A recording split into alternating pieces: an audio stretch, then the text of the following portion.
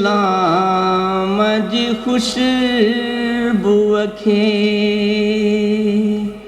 पंहिंजे खून जो रेज ॾेई काइनात जे ज़हननि ताईं शबीर रसायो आहे।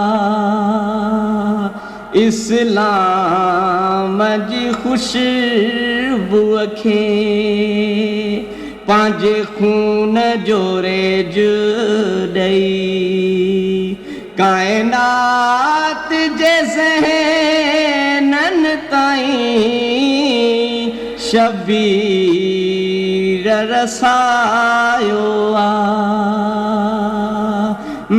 भाउरनि जा भाकुर ॾेई भेणुनि जी चादर ॾेई इस्लाम जे चेहरे खे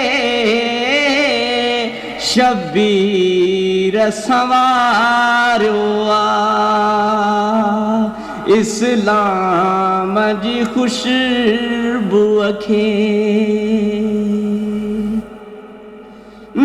दुश्मन जी काविश हुई महबूद मञो न वञे उन दीन जो घोट कोई मेंदीअ में रंगियो न वञे तो ललहंगल हुआ में लोए करबल में कांध ढोए महबूद जी अज़मत खे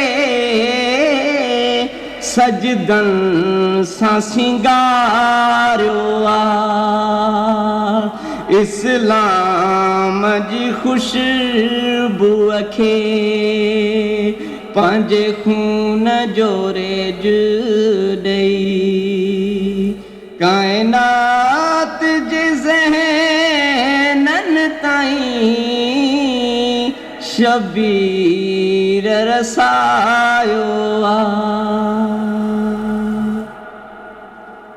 पंहिंजे खून सां गुस्ल करे ज़ख्मनि जो कफ़न ढके दर्दनि जो दान ॾेई सूरनि जो सफ़र करे मज़लूमीअ जो तुंहिंजे सिर ते पियो ताज ठहे तूं शाह शहीदनि जो तो मौत खे मारियो आहे। इस्लाम जी खुशबू खे पंहिंजे खून जो रेज ॾेई काइनात जे ज़हननि ताईं शबीर रसायो आहे।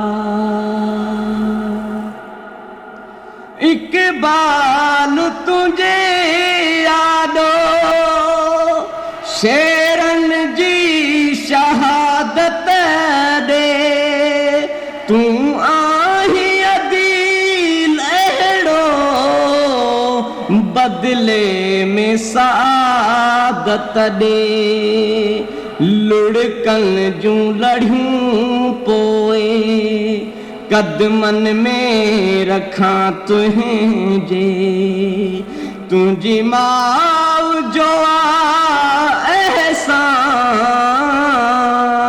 जंहिं हशर में सारियो आहे।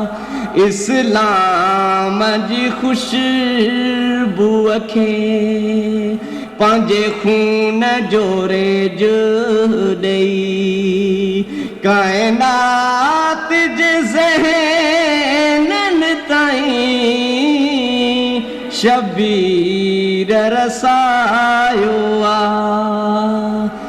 भाउरन जा भाकुर ॾई भेणुनि जी चादर ॾई इस्लाम जे चेहरे खे शबीर संवारियो आ। करबला दुश्मन जी अख में सरत जा पई थी हुरे। करबला दुनिया जी दिल में विख विख पई थी सुरे। करबला बातिल खे पई थी चौक ते पधरो करे। करबला मरणी ई नाहे कीअं थी तोखां मरे।